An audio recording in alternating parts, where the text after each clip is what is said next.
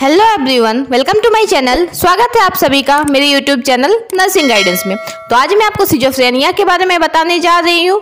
इसके लिए मुझे बहुत ज़्यादा रिक्वेस्ट आ रहा था, तो चलिए देखते हैं कि सिजोफ्रेनिया क्या होता है। तो देखिए, सिजो का मतलब होता है स्प्लिट और फ्रेन का मतलब होता है माइंड। तो सिजोफ्रेनिया बेसिकली क्या है, तो स्प्लिट ऑफ माइंड। ये जो टर्म है ये आपका एक स्विस साइकेट्रिस्ट के द्वारा दिया गया था, जिनका नाम है यूजन ब्लूलर। उन्होंने 1908 में सिजोफ्रेनिया टर्म को इंट्रोड्यूस करवाया था। अब हम लोग इसका क्लासिफिकेशन देख लेते हैं। तो हम लोग सिजोफ्रेनिया का क्लासिफिकेशन देखेंगे according to international classification of disease revise 10 के अकॉर्डिंग, ठीक है। तो देखिए, एफ जो आपका लेटर है, तो एफ लेटर को मेंटल डिसऑर्डर्स के लिए रखा गया है ICD-10 में, ठीक है। उनके अंडर सारे मेंटल डिसऑर्डर्स आते हैं। तो आपका जो सिजोफ्रेनिया है वो आपका F20 से F29 के बीच में आता है, जिसमें आपका सिजोफ्रेनिया, सिजोटाइपल एंड डेल्यूजनल डिसऑर्डर्स आते हैं। तो अगर हम लोग सिजोफ्रेनिया का क्लासिफिकेशन देखेंगे तो F20 में आपका सिजोफ्रेनिया, F20.0 में आपका पैरानॉइड सिजोफ्रेनिया, F20.1 में हेबेफ्रेनिक सिजोफ्रेनिया, F20.2 में कैटेटोनिक सिजोफ्रेनिया, F20.3 में अनडिफरेंशिएटेड सिजोफ्रेनिया, F20.4 में आपका पोस्ट सिजोफ्रेनिक डिप्रेशन और F20.5 में रेसिडुअल सिजोफ्रेनिया और F20.6 में आपका आता है सिंपल सिजोफ्रेनिया और F21 में सिजोटाइपल डिसऑर्डर्स आते हैं। चलिए इसका डेफिनेशन देख लेते हैं।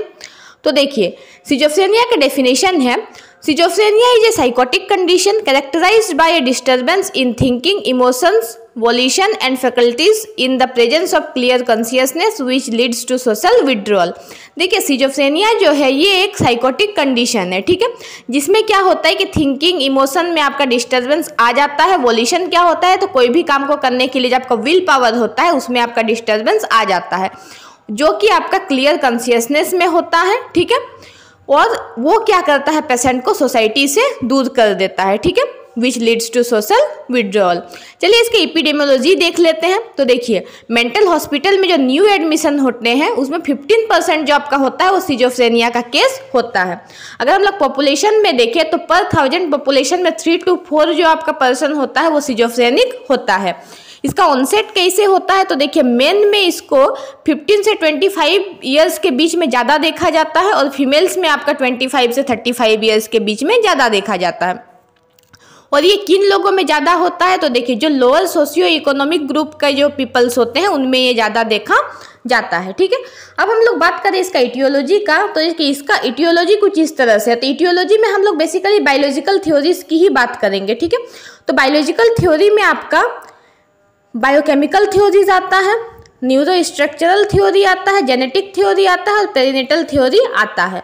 और बायोकेमिकल थ्योरीज के अंदर आपका डोपामिन हाइपोथेसिस और अदर बायोकेमिकल हाइपोथेसिस आता है। तो आज हम लोग बेसिकली यही देखने वाले हैं। तो चलिए देखते हैं। देखिए, बायोकेमिकल थ्योरीज में जो पहला आपका डोपामिन हाइपोथेसिस है वो क्या बोलता है कि जब डोपामिन क्या है, तो आपका न्यूरोट्रांसमीटर्स है। आपके ब्रेन में मतलब बहुत सारे न्यूरोट्रांसमीटर्स होते हैं, ठीक है। तो उसमें से एक न्यूरोट्रांसमीटर आपका डोपामिन भी है। तो डोपामिन आपका जब बढ़ जाता है, डोपामिन का लेवल, तो उस केस में आपका सिजोफ्रेनिया हो जाता है, ठीक है। अगर हम लोग अदर बायोकेमिकल हाइपोथेसिस की बात करें तो देखिए, जो अदर न्यूरोट्रांसमीटर्स है जिसमें आपका नोरेपिनेफ्रिन, सेरोटोनिन, एसिटाइल कोलिन और गामा एमाइनोब्यूटरिक एसिड, अगर ये सब में कोई अबनॉर्मलिटी होता है, मतलब अदर देन डोपामिन, तो वो सब आपका सिजोफ्रेनिया कॉज करता है, जो कि आपका बोलता है अदर बायोकेमिकल हाइपोथेसिस, ठीक है।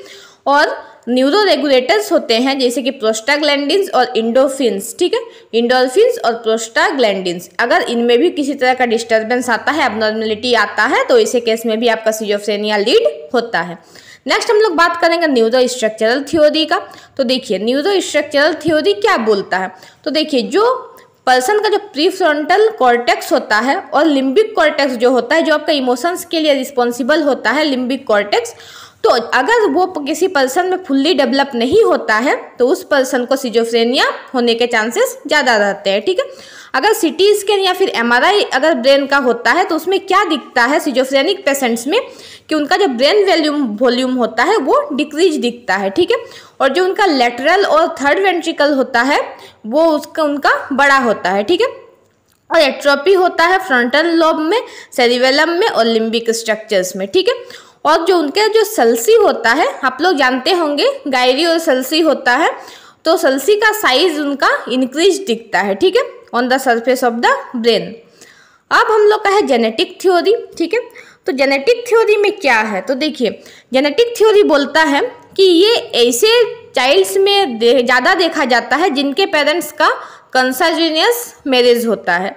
मतलब अगर आपसी रिलेटिव्स वगैरह में अगर कोई ऐसे कल्चर होते हैं जिसमें क्या होता है कि बहुत क्लोज रिलेशंस में ही मैरिज हो जाता है, तो वैसे केस में अगर उनके बेबीज होते हैं तो बहुत ज़्यादा देखा जाता है कि सिजोफ्रेनिया के केस होने का चांसेस उसमें रहता है, ठीक है।